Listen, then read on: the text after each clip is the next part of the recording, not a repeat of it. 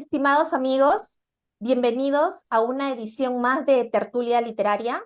Les saluda la conductora de este espacio, María Berenice Lafitte Aparicio. Le damos gracias a la revista Articultura y a Universal TV Digital. El día de hoy vamos a realizar un homenaje al gran escritor norteamericano Ernest Hemingway. Y para ello contamos con la valiosa presencia de la ingeniera Marisol Utreras desde Chile.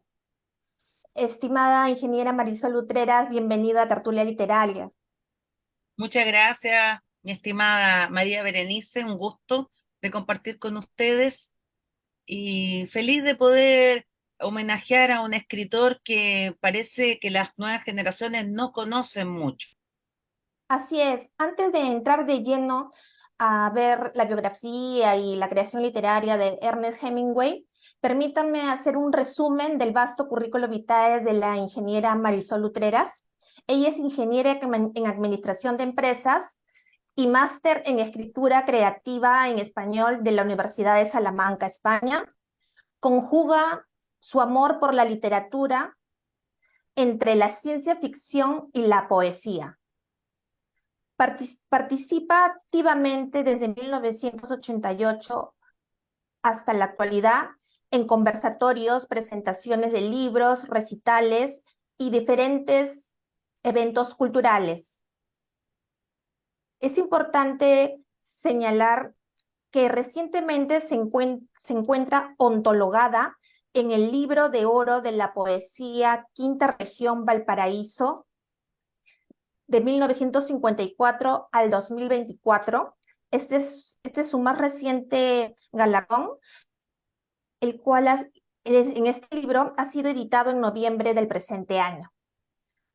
Bien, estimada ingeniera Marisol Utreras, si le parece, antes de entrar de lleno a lo que es el escritor Ernest Hemingway, podemos dar unas pinceladas, unas generalidades acerca de la literatura en Estados Unidos. ¿Qué nos puede comentar al respecto? Yo entré en la literatura estadounidense a través de una premio Nobel también poco recordada o devaluada actualmente, que es Per Bach.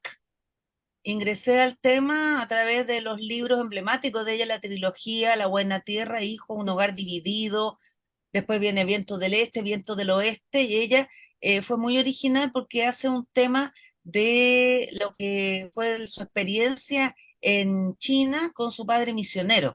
Entonces, una mirada de la cultura netamente occidental inserta en la realidad oriental. Y suele suceder que esas cosas se cruzan. Entonces, por eso recuerdo a la Perback, porque Ernest Hemingway también tuvo una mirada norteamericana en distintas culturas. Se intersectó con Cuba y con España, que en realidad son bastante opuestas a la mirada estadounidense.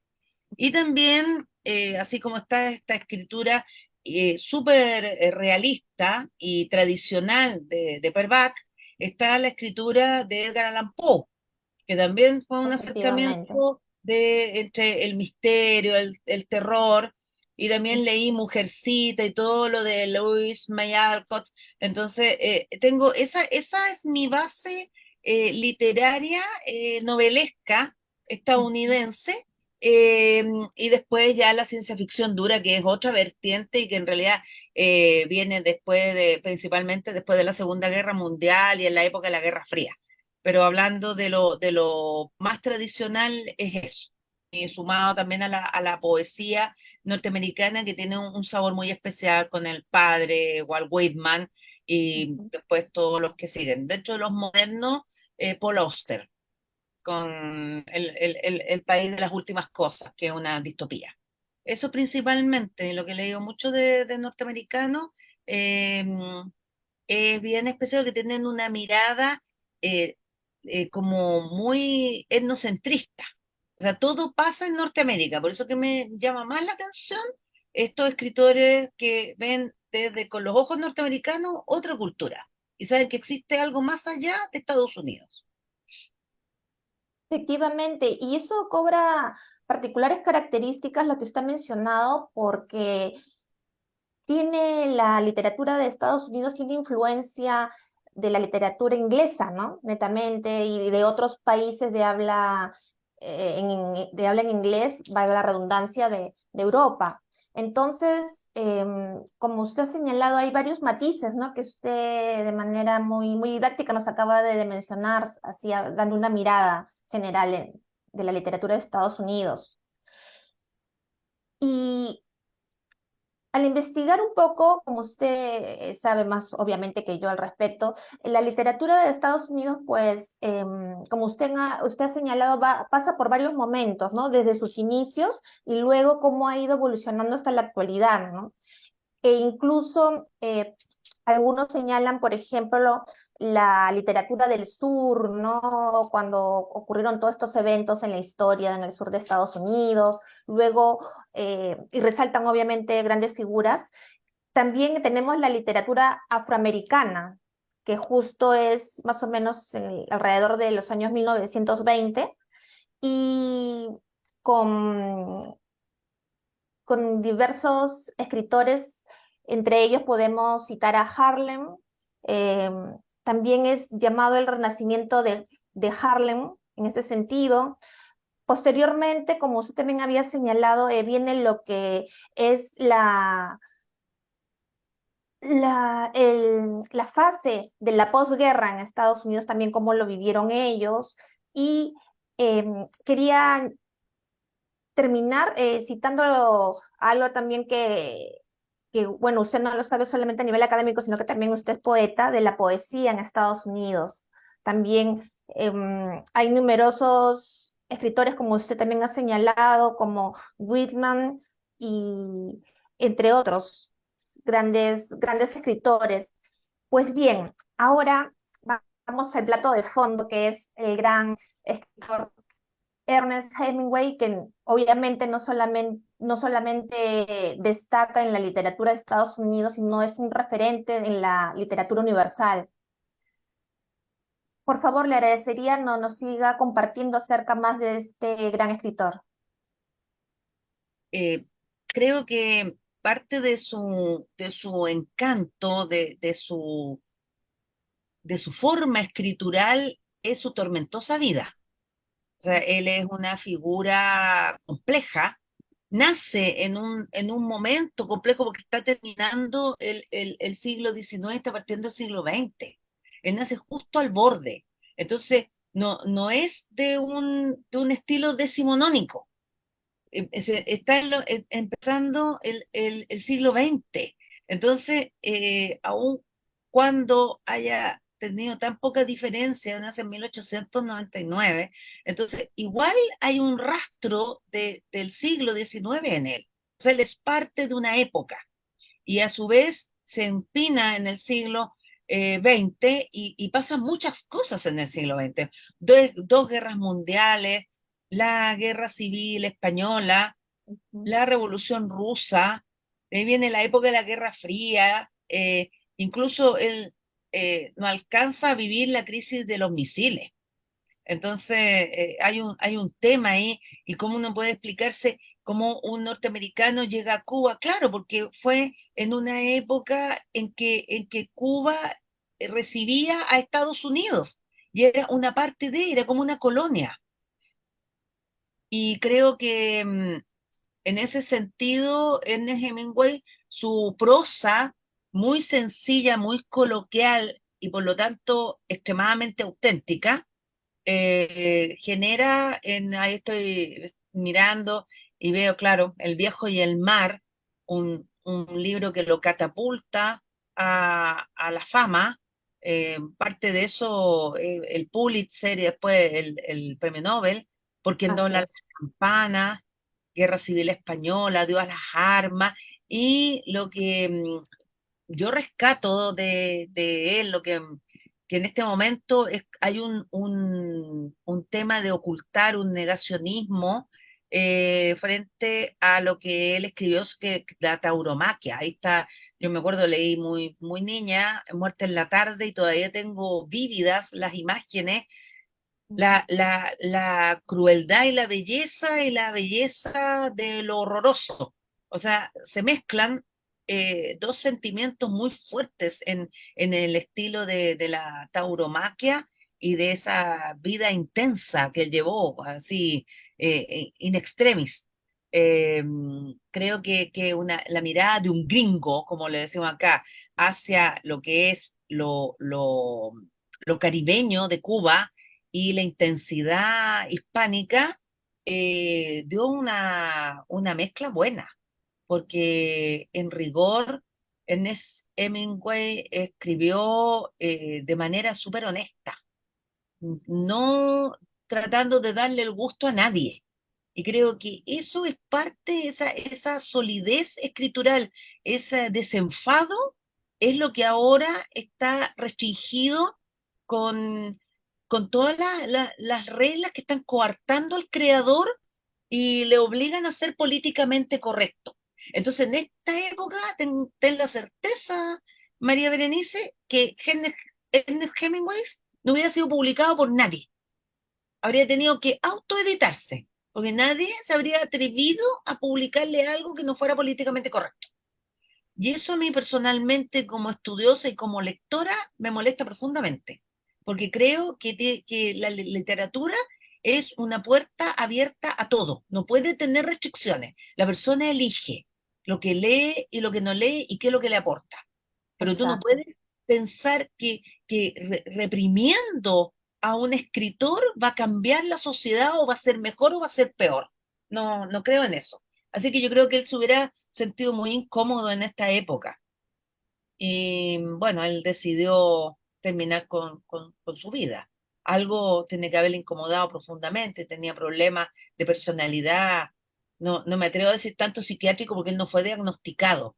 Creo Ujú. que fue un hombre muy torturado emocionalmente. Sí, es muy cierto lo que usted señala. Él, en otras palabras, como usted bien acaba de afirmar, ha sido muy consecuente con sus ideas, con su pensamiento y también con lo que fue su vida. Como usted acaba de mencionar, por ejemplo, en su obra cumbre, que es El viejo y el mar, él justo, si bien es cierto, es una novela, es decir, tiene hechos de ficción, pero se basa en hechos reales que a él ocurrieron, ¿no? Él vio de cerca lo que fue la Guerra Civil Española, ¿no? Y así siempre trae muchas cosas, muchos aspectos de su vida y que las refleja en sus diferentes obras. Y como usted señala, él siendo fiel a su convicción, a su pensamiento, ha destacado y enormemente. Tiene, no solamente como se ha señalado, el Premio Nobel de Literatura, sino también tiene el Premio Pulitzer y sigue vigente. Él es considerado como, no por gusto, sino por mérito propio, como uno de los mejores novelistas y cuentistas del siglo XX, pero creo que no solamente del siglo XX, sino que ya estamos en otro siglo y es un referente. Sigue vigente la creación literaria de Ernest Hemingway. Y bueno, y lamentable, como usted también acaba de mencionar, las circunstancias en que falleció, pero bueno, eso creo que nada mella en la creación literaria tan prolífera de este gran escritor, ¿no? Muy rico en varios aspectos. Y una cosa que supe hace unos años me sorprendió, y después fui investigando y entendí más el contexto. Él, la medalla del Premio Nobel de Literatura, y la va a dejar al santuario de la Virgen del Cobre en Cuba. Ujú. Estaba ahí hasta hace poco porque tuvo un intento de robo. Fue una forma en que él aseguraba que eso quedara en el lugar donde él había sido tan feliz viviendo, en Cuba, y también en el Viejo y el Mar, a través del Viejo que existía, efectivamente era un cubano, un pescador cubano, Ujú. real, él Efectivamente. lo hace hablar de manera de esa religión que dice, no, pero es que él tiene que haber sido ateo, es que él se suicidó. Es una cosa de una religiosidad de piel, de sentimiento, o sea, de alguna manera él estaba, algo estaba reverenciando ahí, porque podría haberlo dejado en cualquier parte la medalla, podría haberla testado, podría haberla dejado en recuerdo en alguna fundación, pero él quiso dejarla en un lugar donde convergía el pueblo. El pueblo cubano seguía yendo al santuario de esa Virgen del Cobre y ahí Sí, que es muy estaba famoso. su medalla y se hizo una ceremonia y él recurrió a un buen amigo que le ayudara y tenía un piso de apoyo de las personas que efectivamente lo conocían y entendieron ese gesto de dejar algo en custodia para la posteridad, porque posiblemente él, un hombre que toma una decisión de suicidarse, joven aún cuando en esa época era, se pensaría que era anciano, pero en esta época sería joven, eh, muchas veces tiene que haberle rondado la idea y tiene que haber pensado en la trascendencia y en lo y en el legado que él dejaría y en un lugar entrañable. Y eso yo creo que es parte de todos los escritores, todas las personas que escribimos, queremos trascender de alguna manera, que nuestras letras no se pierdan, que no caigan al vacío, Mm. que dejen una huella, que dejen algo. Y de esa manera, Ernest Hemingway tenía mucho talento en recrear atmósferas. Él hacía retratos muy vívidos de una atmósfera, de un lugar, de un lugar geográfico. Yo cuando leí Muerte en la tarde, cuando leí El viejo del mar, yo me sentía allí. Yo estaba en la Ujú. Plaza de Toros, yo estaba en el mar con el viejo luchando contra el pez. Entonces, creo que ese mérito es tan grande y, y lo escribió a la antigua, debe haber estado corrigiendo, debe haber pasado largas noches, a lo mejor fumando, bebiendo, que tenía su lado excesivo, pero pensando en la trascendencia de sus letras, en algo que a lo mejor, imagínate, ya en España ya están en decadencia las corridas de toros, y si alguien quiere reconstruir esa parte de la historia, a lo mejor en 100 años más, en el libro, Muerte en la tarde, va a encontrar todo lo que se vivía y cómo eran las descripciones, la forma cruel de la matanza de los animales, la escena de los caballos, que el toro le escorneaba el vientre y le abría y salían las tripas afuera. Una cosa tremenda, igual que el hombre, el anciano, al extremo de su fuerza, luchando contra los elementos, contra la fuerza de la naturaleza o la fuerza de las circunstancias, como fue su libro sobre la guerra. Entonces, siempre él como mostrando la entereza, pero a su vez la vulnerabilidad de un ser. Efectivamente, y siempre transmitiendo algo, porque de tantos valores que investigadores de la obra de Hemingway rescatan, es que, por ejemplo, en su obra Cumbre, El viejo y el mar, a través de esta historia, de este pescador que se enfrenta con un gran pez y todo ello, eh, se resaltan valores como la valentía y las luchas en diferentes aspectos del ser humano por sobrevivir.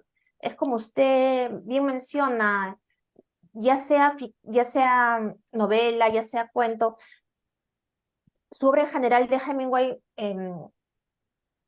no solamente apreciamos la construcción gramatical y todo ello, sino ese legado, ¿no? Que es muy evidente en él en dejar, por ejemplo, valores a través de una de sus obras y sobre todo algo que particularmente yo no conocía al respecto y gracias por compartirlo esto de este premio que él se le ofreció a la Virgen y ahí qué buena lectura usted ha dado, porque no solamente es honrar a la Virgen, sino también honrar al pueblo, ¿no? Al que él creo Sí, se sentía muy cercano, porque ahí casualmente hasta el momento siguen acudiendo miles de devotos, es una virgen muy, muy conocida, ¿no? Y muy, muy querida. Entonces, digamos, es de verdad muy importante y muy rico el legado de Hemingway, no solo a nivel de su creación literaria, sino como ser humano, ¿no? Como un hombre. Y creo que bueno, es muy lamentable las condiciones en que falleció, pero bueno, recordémoslo siempre como ese gran ser humano y que sigue siendo, porque eh, eso es lo que me encanta de los escritores, pintores, músicos, es decir, personas que se dedican a diferentes artes que después de partir de este mundo siguen vigentes, ¿no? A través de su legado, ¿no? Como los escritores a través de sus libros, los músicos a través de sus canciones. Entonces, y bueno, esto al margen de lo que usted me mencionaba, creo que siempre han existido estos temas de salud mental, pero creo que más hemos sido conscientes toda la humanidad a raíz de la pandemia, ¿no? Y creo que eso es algo que siempre tiene que estar vigente, ¿no? Antes no se conocía tanto, la ciencia no había avanzado tanto que solamente la medicina veía lo que es la salud física, pero qué importante es la salud mental, ¿no? Entonces creo que eso también debemos de tener todos en cuenta. Y bien, em, ¿qué, Estaba, estaba yo leyendo yendo a Hemingway, es que él también en vida dijo de que estuvo influenciado por grandes escritores de Estados Unidos como Mark Twain, Gertrude Twain, William Faulkner, entre otros. Tiene numerosas obras, como hemos visto hace un instante en pantalla y que también usted ha mencionado, estimada ingeniera Marisol, pero entre sus obras que destacan más tenemos a Fiesta, ¿no? En 1926, Tener y no tener en 1937, Por quien doblan las campanas, es una obra de 1940, y obviamente la obra cumbre El viejo y el mar, que es de 1952. Em, ¿Qué nos puede comentar, señora Marisol, algo adicional a Hemingway?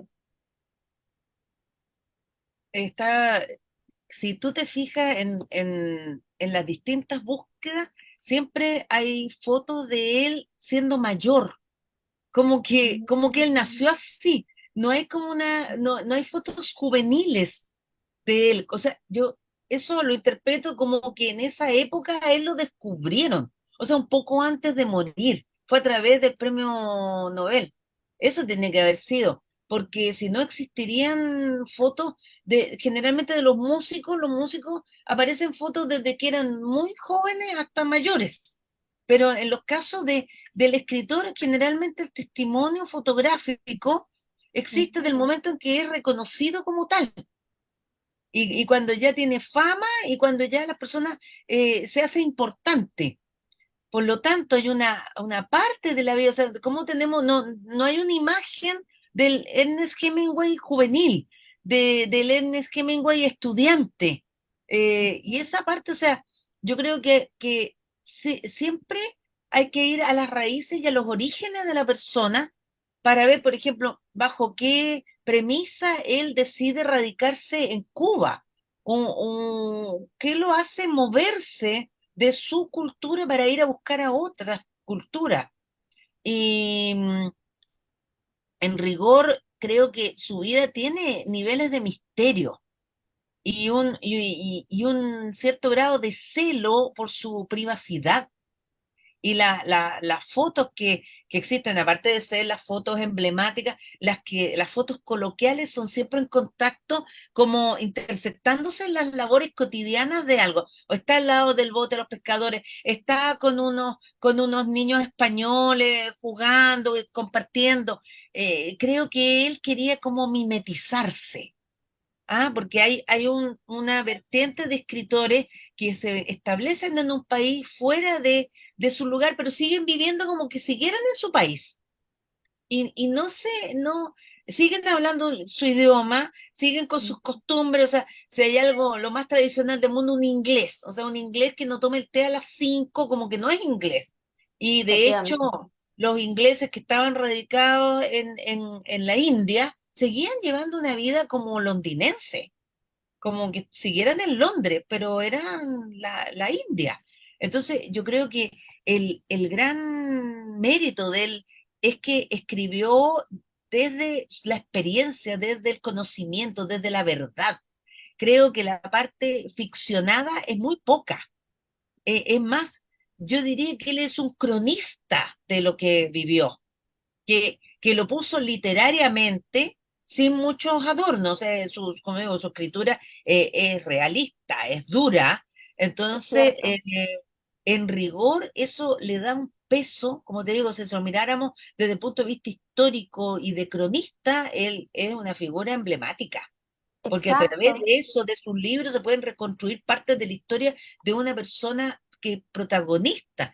Mira ahí en la foto, él no es que fue a ver una corrida de toros desde el lugar donde está la sombra, que es el más caro, y Ujú. después escribir sobre eso, ay, qué bonita la fiesta. Ah, es así como a los gringos, oh, qué bonita fiesta en España. No, ahí está con el torero. O sea, él se involucra. Él fue un protagonista de su época. Y eso le Efectivamente. da verosimilitud a sus letras.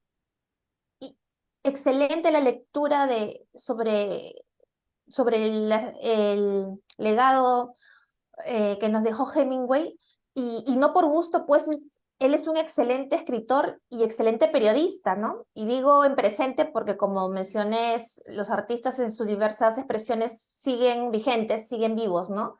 Entonces, y no por gusto también ha sido periodista y excelente periodista también Hemingway, y es porque, como usted bien señala, si bien es cierto, destaca en la novela, por ejemplo, que es un género que no todo es al 100% real, pero sí tiene mucho de real.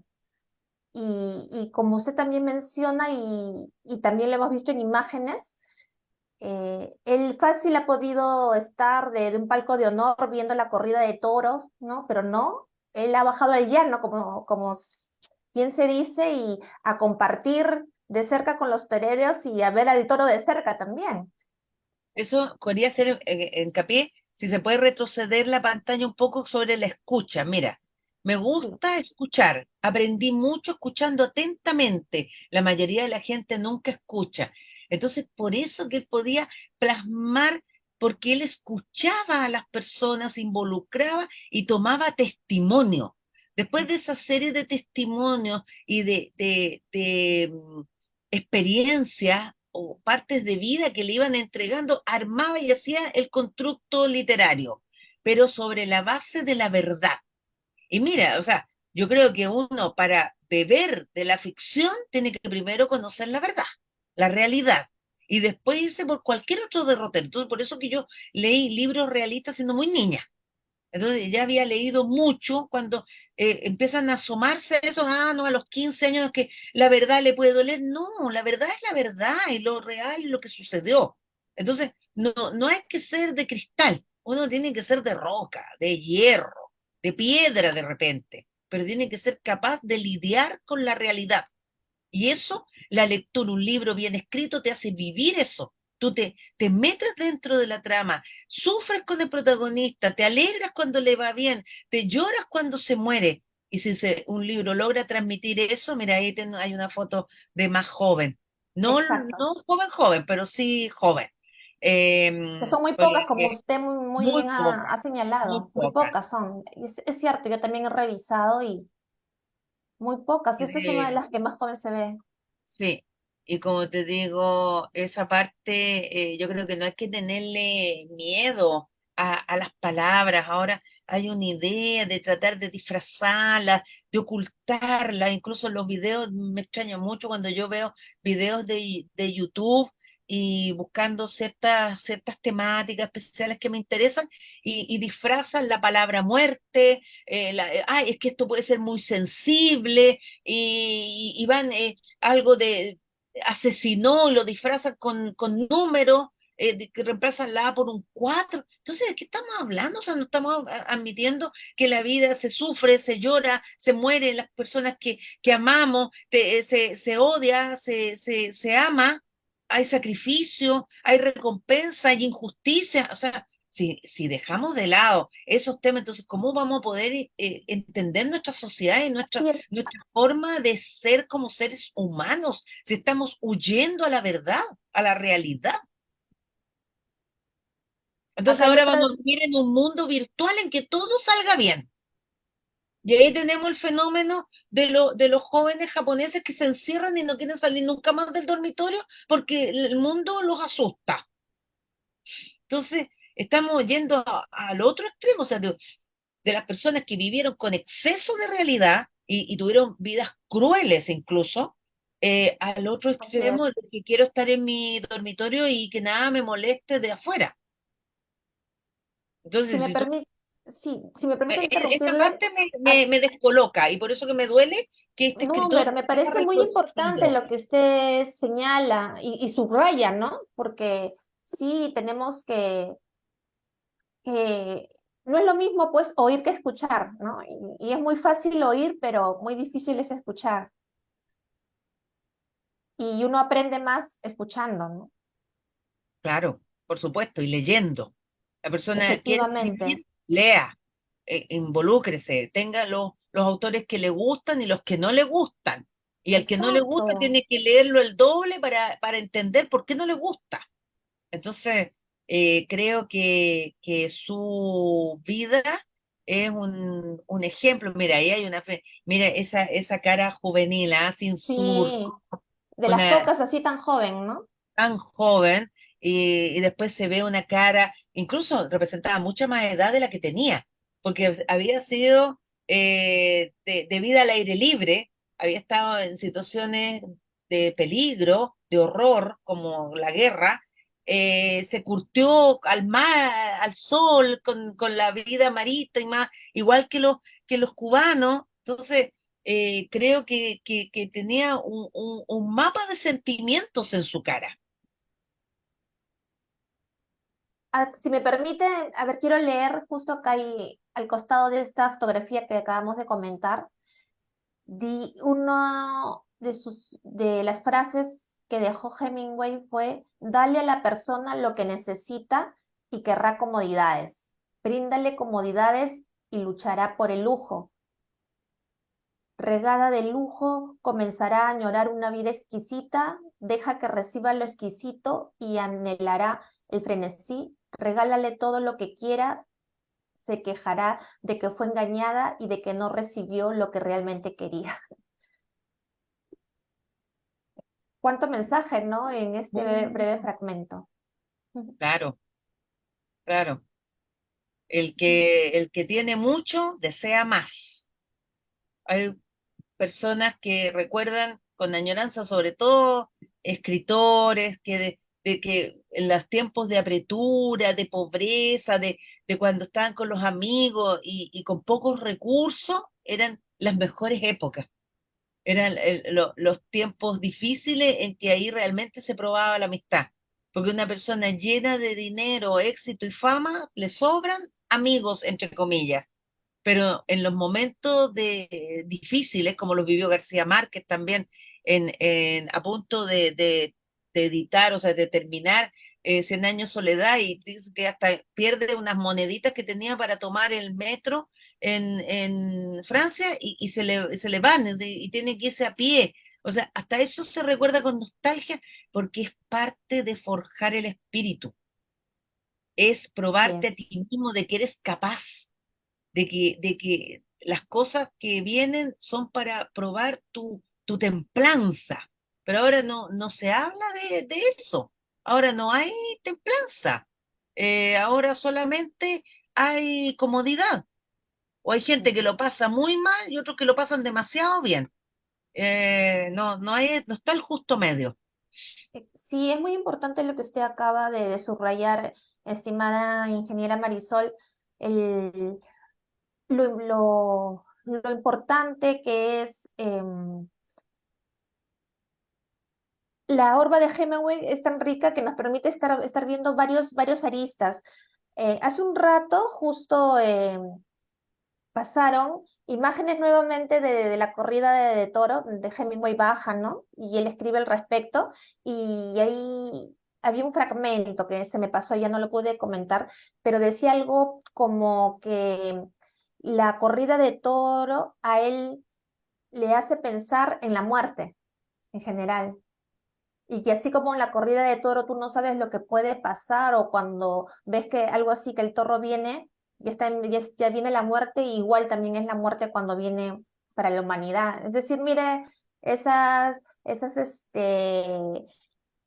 símiles, esas comparaciones, ¿no? Y también, bien metafórico también.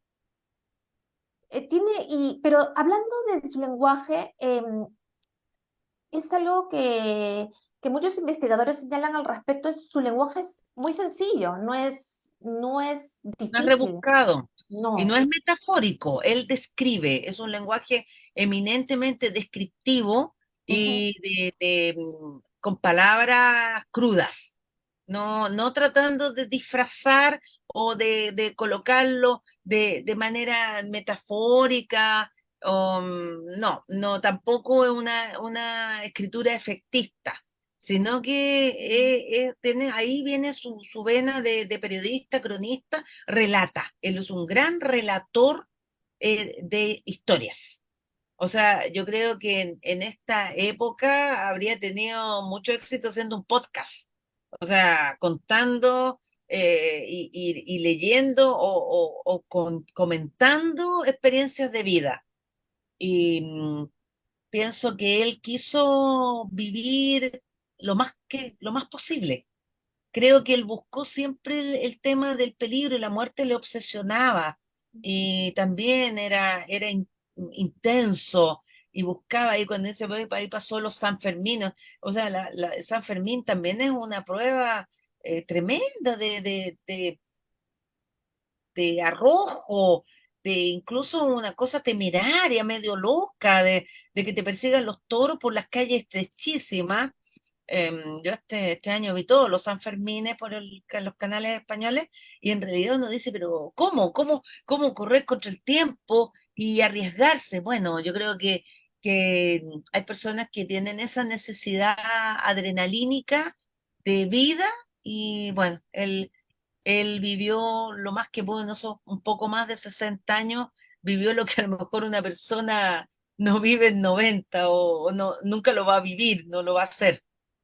Sí, Pero es interesante su parte vivencial. Y bueno, a las personas a lo mejor les suena el apellido por las nietas que tuvo, no sé, ¿no? Una se suicidó y tuvieron vidas complejas, con adicciones, pero creo que el apellido todavía está resonando, y por es por él, supuesto. es por él. Eh, sí, y, y un poco, si me permite, le quisiera solicitar que de repente me amplíe al respecto acerca de, mm, de Hemingway. El legado, entonces, un poco recapitulando lo que usted ha estado mencionando, es Hemingway, sabemos de su reconocida trayectoria como escritor en general de la literatura universal de todos los tiempos. No me quiero ceñir al año en que vivió, perdón, y el siglo en que vivió, que fue el 20, porque hasta ahora sigue y tenemos la certeza, ¿no?, que va a seguir vigente. Pero lo que me ha llamado mucho la atención, porque usted ha ahondado y ha explicado de manera tan sencilla, es esa parte humana, y que se ve reflejada grandemente en su creación literaria. Pero usted, mire, cuando también ha hecho esa observación que me había percatado, también que las fotografías que tenemos más al alcance de Hemingway, se le ve como una persona mayor. Pero ¿no cree usted que por la vida dura que le tocó vivir a él, ha hecho de repente que ese fervor de la juventud, de la niñez, es decir, de los primeros años de la época primaveral de un ser humano, él no la haya gozado como debería ser? y es por eso que de repente también en su aspecto físico reflejado esa madurez, ¿no? Que a los tempranos años de edad tuvo que adquirir para enfrentar a la vida. Yo creo que él no vivió una juventud ni niñez disipada. Ujú, Posiblemente lo que se demuestra por su escritura, por su interés en el ser humano, en la cultura, en los pueblos, en lo que diríamos acá en Chile, el Chile profundo. ¿Ah? Cuando dice, que fue saliendo de Santiago y hacia el sur está el Chile profundo. Entonces, yo creo que él fue muy pensador, muy cuestionador de muy joven. Y eso es lo ujú, que en realidad creo que él maduró antes.